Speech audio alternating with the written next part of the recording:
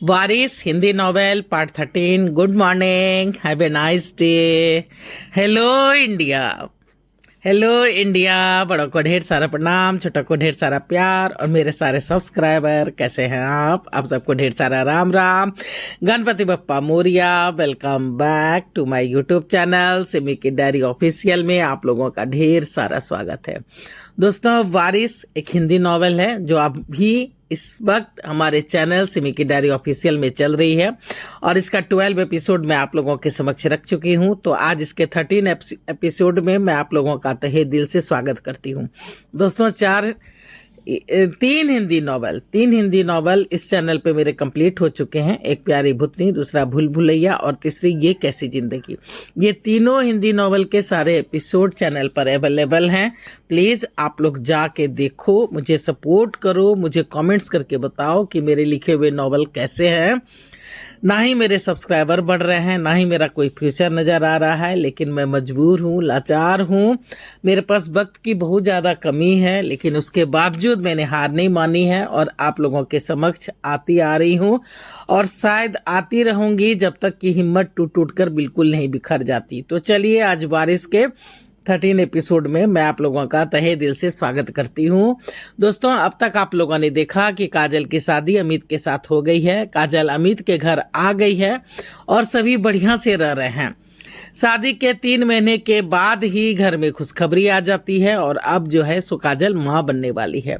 अब तानिया जो है सो बिल्कुल चिड़चिड़ी सी हो गई है और वो हमेशा लड़ते झगड़ते रहती है और हमेशा मायके में ही रहती है। उसे अपने घर वालों के साथ साथ ससुराल वाले भी दुश्मन नजर आ रहे हैं। उसे ऐसा लग रहा है कि काजल से सभी प्यार करते हैं, मुझसे कोई प्यार ही नहीं करता है।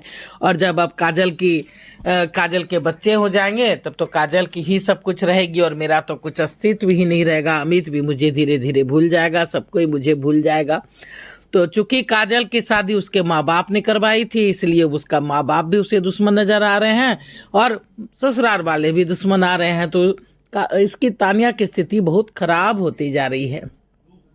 तो यहाँ तक मैं आप लोगों के समक्ष रख चुकी हूँ। अब आगे मैं आज आप लोगों के समक्ष रखने जा रही हूँ 13 एपिसोड में। आप लोगों का तहे दिल से स्वागत करती हूँ कि काजल की गोद भराई थी, रस्म पूरी धूमधाम से हुई थी। तानिया मायके में ही थी। अमित के बार बार फोन करने पर भी नहीं आई थी। अमित लाख चाहता वो किसी के साथ पक्षपात नहीं करे, पर तानिया के बुरे होते स्वभाव के कारण वो बिल्कुल बौखला सा जाता था। अब तो जैसे उसे तानिया में वो पहली वाली तानिया कहीं नजर ही नहीं आती थी जिससे उसने प्यार किया था। वक्त अपनी रफ्तार से बढ़ता जा रहा था। काजल ने जुड़वा बेटे को जन्म दिया था, सभी खुश थे। बच्चों का छठी और नामकरण संस्कार की तैयारियां चल रही थी। घर मेहमानों से खचाखच भरा हुआ था। तानिया थी कि मायके में इसे आने का नाम ही नहीं ले रही थी। मजबूरन अमित को उसको लाने जाना पड़ा था। सभी के ने काफी मिन्नतें उससे की थी, उसे समझाया था, पर तानिया थी कि टस से मस नहीं हो रही थी। मुझे नहीं जाना अब उस घर में, मुझसे अब और बर्दाश्त नहीं होता आपको काजल को प्यार दुलार करना।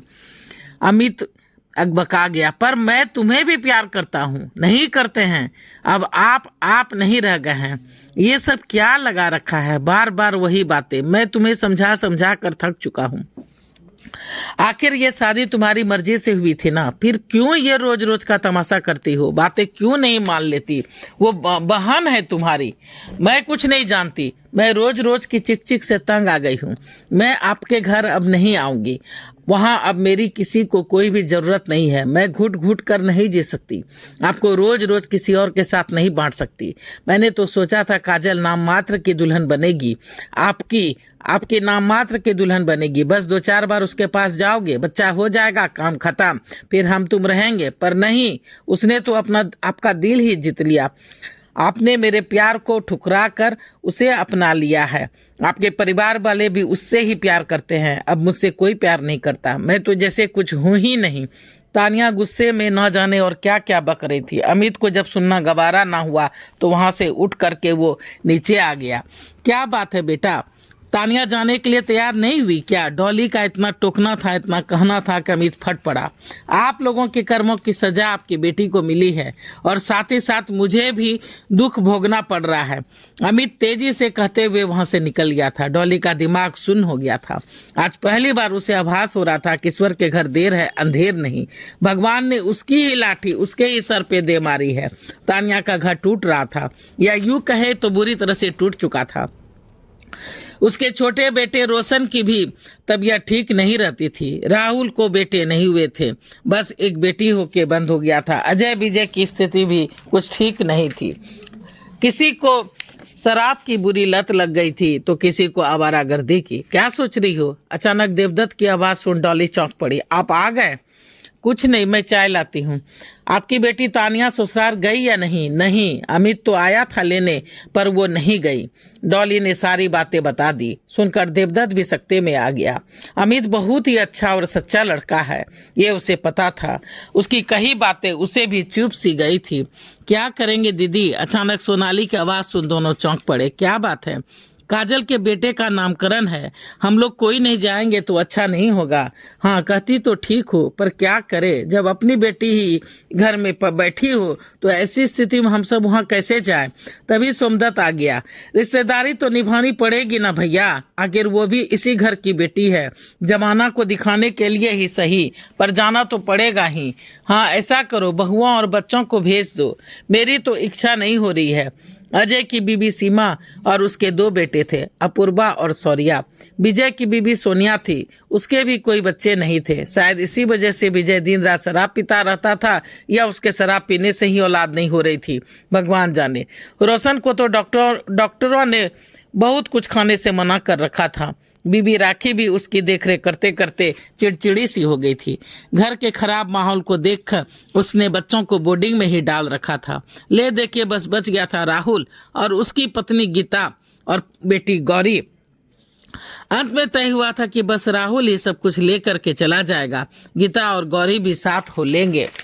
अमित का घर पूरा का पूरा सजा धजा था, सभी खुश थे, पार्टी जोरों पे चल रही थी। राहुल, गौरी और गीता बस फॉर्मेलिटी निभा करके निकल गए थे। वक्त की नजाकत देख किसी ने ना ही ज्यादा बातचीत की थी और ना ही उन्हें रुकने पर मजबूर किया था। हाँ, खाना खाकर जरूर जाइएगा, इतना मशवरा जरूर दिया था सबने। समय बीतता जा रहा था। कहते हैं ना कि इंसान को अपने बुरे कर्मों का हिसाब किताब यहीं चुकाना पड़ता है। कुछ ऐसी ही बातें मेहता फैमिलीज के साथ हुई थी। काजल के बेटों की पहली सालगिरह यानी फर्स्ट बर्थडे के दूसरे दिन ही रोशन की मृत्यु हो गई थी। बीमारी जीत गई थी। रोशन लड़ते लड़ते हार चुका था। घर पर सभी सकते में आ गए थे। सबों का रो रो के बुरा हाल था। पर कहते हैं ना कि वक्त हर जख्म को भर देता है। समय ने फिर से अपनी रफ्तार पकड़ ली थी। समय का काम चलना है और समय निरंतर चलता जा रहा था। अभी रोशन को गए हुए 6 महीने भी नहीं हुए थे कि शराब पीकर गाड़ी चलाते हुए विजय की एक्सीडेंट में मृत्यु हो गई थी। मेहता फैमिली पे तो जैसे गाज गिर गई थी। सभी बुरी तरह से टूट गए थे। सबों को अपने बुरे कर्म याद आ रहे थे। काजल को कहा हुआ हर वो बात, सताया हुआ एक एक कर्म, वो मारना, वो पिटना, वो उसका चीख, एक एक बात कानों में तीर की तरह चुभने से लगे थे। काजल की चीखें जो कि उन लोगों के मारने पिटने से निकलती थी, सबों को शांत करने लगी थी। सबों का मन पश्चाताप करने लगा था। देवदत्त और सोमदत्त दोनों ने अपना एक एक बेटा खो दिया था। उन्हें अब अपने मरे हुए भाई भाभी की बहुत याद आती थी। उनका प्यार दुलार याद करके उनकी आंखें भर जाती थी। दोनों को अपने कर्मों की सजा मिल गई थी। तानिया ने अपने आप को बिल्कुल कमरे में बंद कर दिया था। उसकी दिमागी हालत दिन प्रतिदिन खराब होती जा रही थी। उसने अपने आप को बिल्कुल सजा देने की सोच रखी थी। अमित का नाम सुन करके भड़क उठती। अपने मोबाइल और फोन भी उसने तोड़ दिए थे। तानिया ने अपने बाल भी जैसे तैसे काट लिए थे। अब उसके बाल भी हमेशा बिखरे बिखरे रहते। तानिया ना ही कहीं आती, ना ही कहीं जाती और ना ही किसी से मिलती जुलती थी। ना ही वो समय पर खाना पीना ही खाती थी। तानिया 5 साल से मैके में ही थी। वो अब ससुराल भी नहीं जाती थी।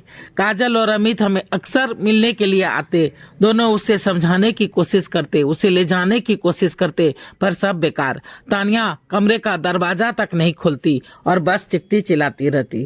तानिया की हालत बद से बदतर होती जा रही थी। मजबूरन उसे मेंटल हॉस्पिटल में भर्ती करना पड़ गया था।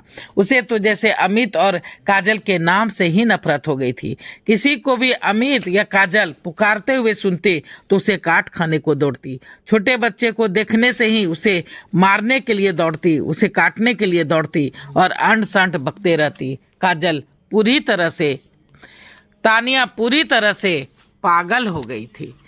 तो अब देखिए दोस्तों, मैं बारिश का 13 पार्ट यहीं पे समाप्त करती हूँ।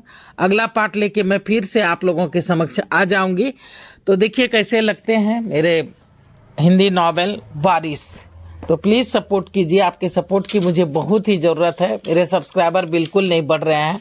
प्लीज़ मेरी मेहनत पे रहम कीजिए, दया कीजिए। आप लोग जनता जनार्दन है, आप लोग के सपोर्ट की बहुत ज़्यादा ज़रूरत है। तो प्लीज़ मुझे सपोर्ट कीजिए, सब्सक्राइब कीजिए, लाइक कीजिए, शेयर कीजिए, कमेंट्स कीजिए और बेल का बटन ज़रूर दबाइएगा, ताकि जब जब मैं वीडियो डालूंगी तो आप लोगों को नोटिफिकेशन मिल सके। अब मैं अपनी वाणी को यहीं पे विराम देना चाहती हूँ। जय भोलेनाथ, हर हर महादेव। और आप लोगों का ढेर सारा थैंक्स कर रही हूँ वीडियो को शुरू से अंत तक देखने के लिए, अपना सपोर्ट बनाए रखने के लिए।